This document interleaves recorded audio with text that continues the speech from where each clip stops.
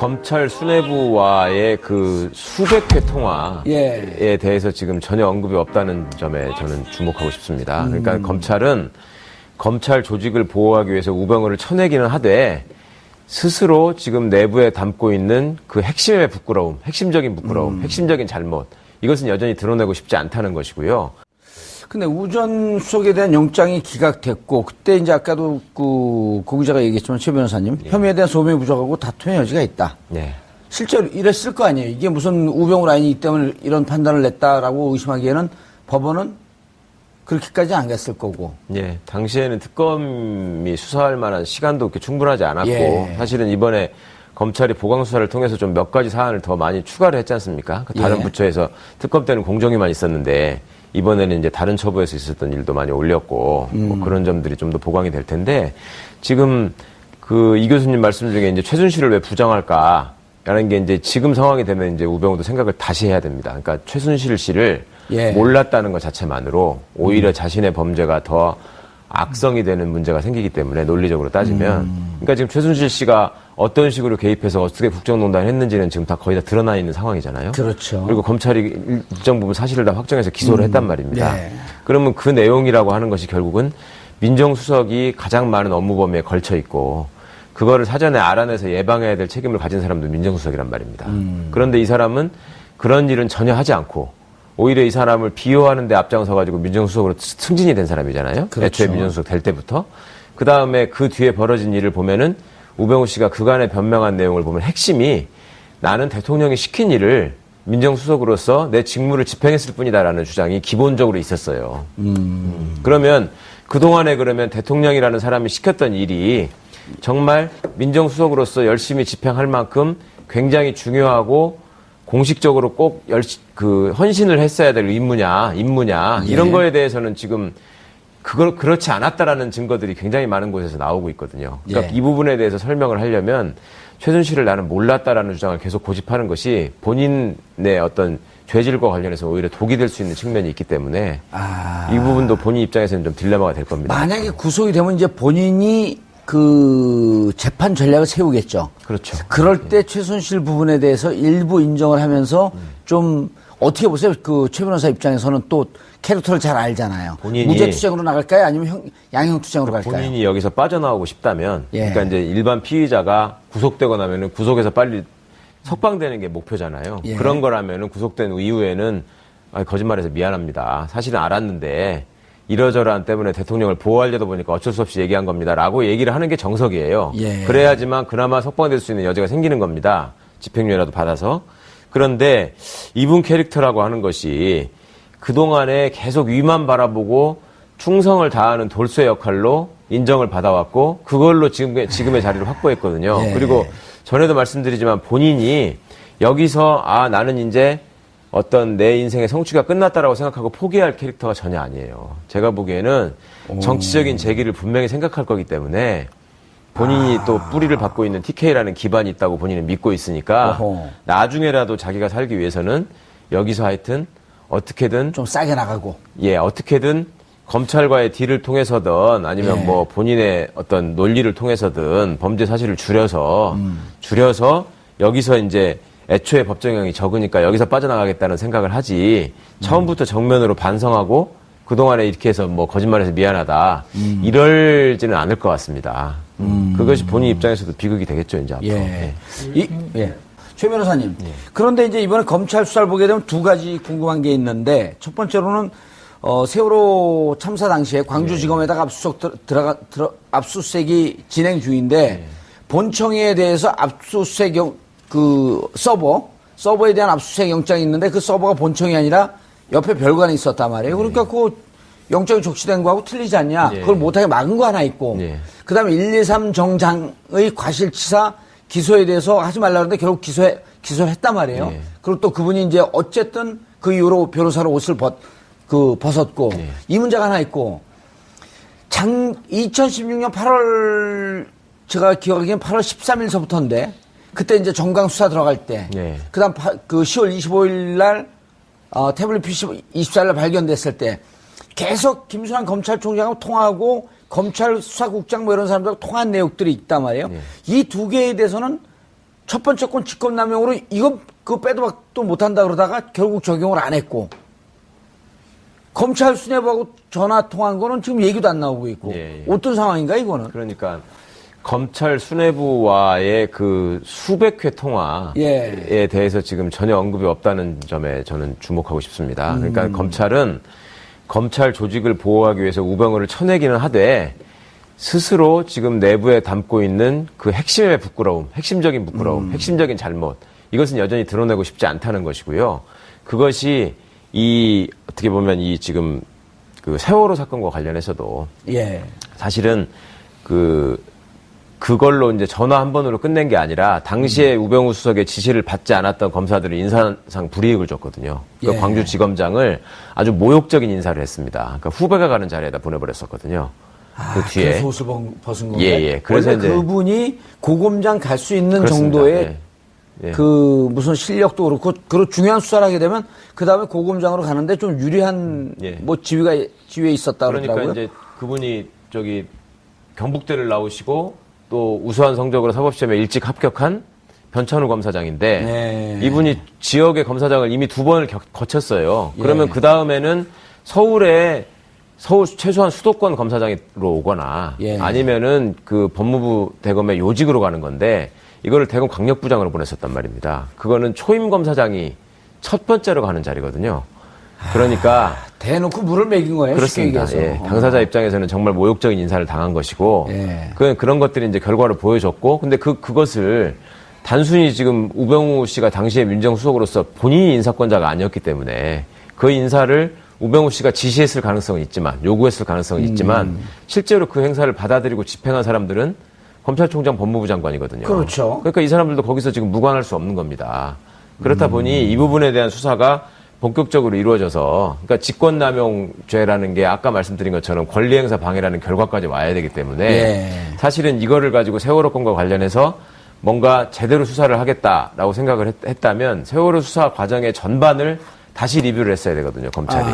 그러니까 청와대의 지시에 의해서 해경이 예를 들어서 수사에 비협조하고 그럼 그 과정에서 민정수석실이 개입했을 가능성이 있고 그 다음에 수사가 진행되는 과정에서 번번이 압수수색 영장 청구를 하거나 아니면 어떤 중요한 참고인이나 피의자를 소환할 때마다 민정수석실이 나서서 태클을 걸고 뭐 이런 사실들을 최대한 밝혀내야지 그나마 이렇게 해서 계속 이 순간에서 이런 일을 했어야 되는데 못하게 했구나 이런 사실이 드러나는 것인데 그것이 이제 결과적으로 권리행사 방해까지 가는 그렇습니다. 거죠. 그렇게 돼야지만 구속요건이 완성되는 것인데 지금 이 부분에 대해서 그렇게 디테일하게 열심히 수사를 하지 않고 자 전화한 건 맞다.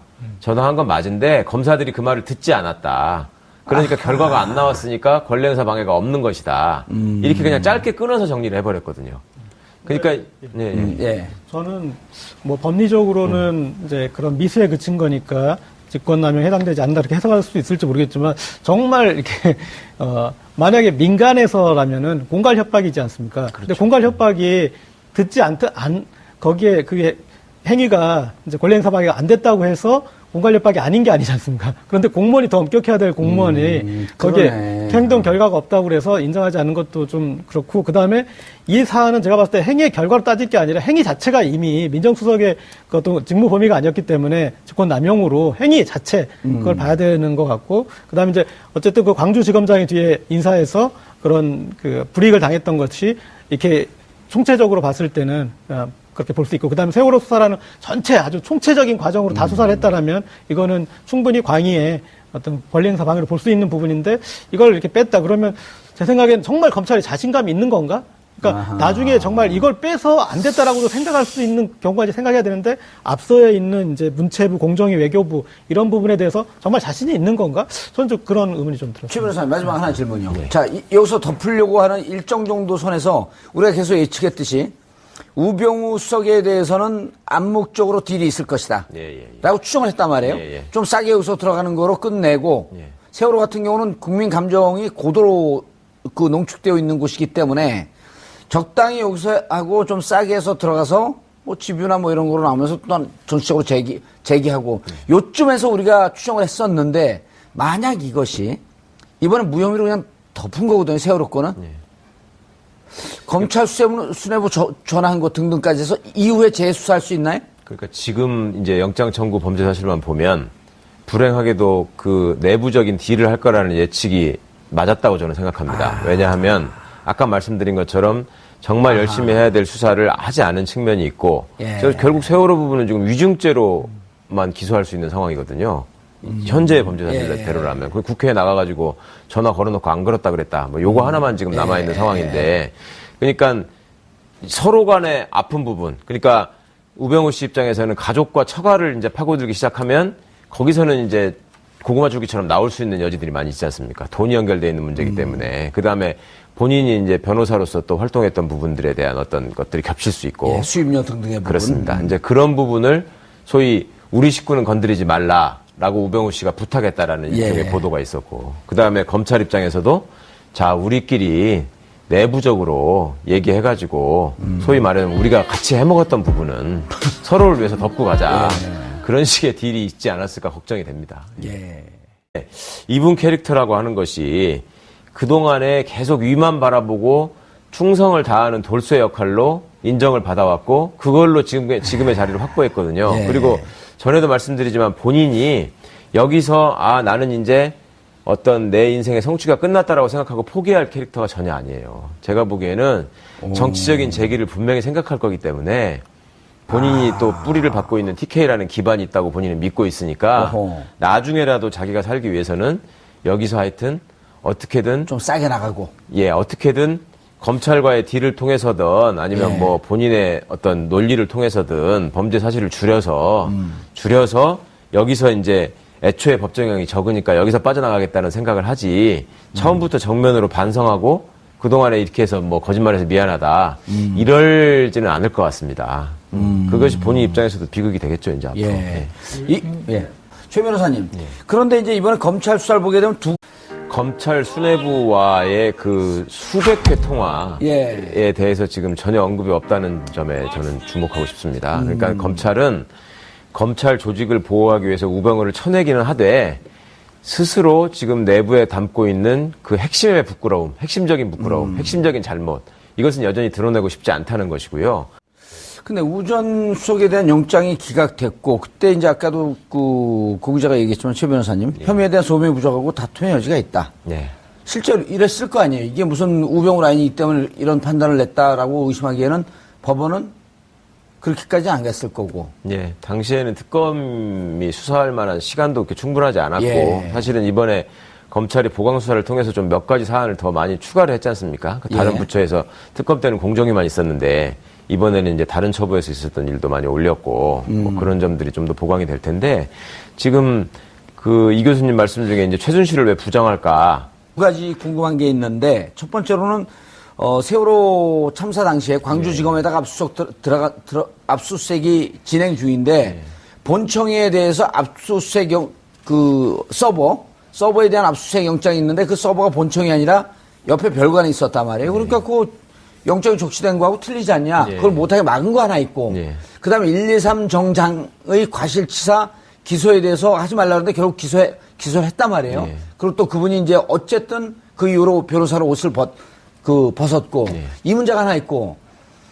2016년 8월, 제가 기억하기엔 8월 13일서부터인데, 그때 이제 정강 수사 들어갈 때. 그 다음 10월 25일 날, 태블릿 PC 24일 날 발견됐을 때, 계속 김순환 검찰총장하고 통화하고 검찰 수사국장 뭐 이런 사람들하고 통화한 내용들이 있단 말이에요.